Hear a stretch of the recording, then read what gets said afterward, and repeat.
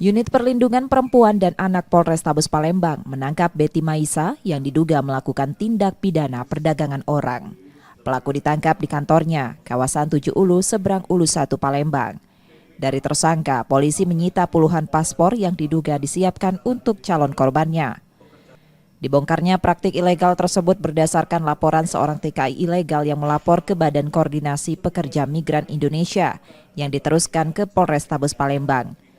Kapolrestabes Palembang menerangkan, tersangka sudah melakukan praktik itu dengan 200 orang dijadikan pembantu di Malaysia dan Singapura sejak 2018. Korban diberangkatkan tersangka ke Malaysia dan Singapura sebagai turis dengan paspor kunjungan, namun dipekerjakan sebagai pembantu dengan upah 5 juta per bulan. Dan tersangka mengambil keuntungan dari gaji korban 15 juta selama 3 bulan.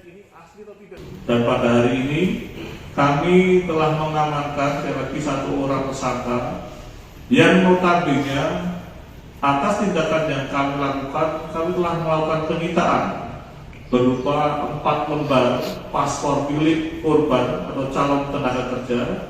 Demikian juga kami menemukan kurang lebih 33 paspor. 33 paspor apakah sudah digunakan akan kami ikuti. Biasanya kalau sudah digunakan itu biasanya ada catnya. Kini tersangka menjalani penahanan di Polrestabes Palembang untuk proses hukumnya.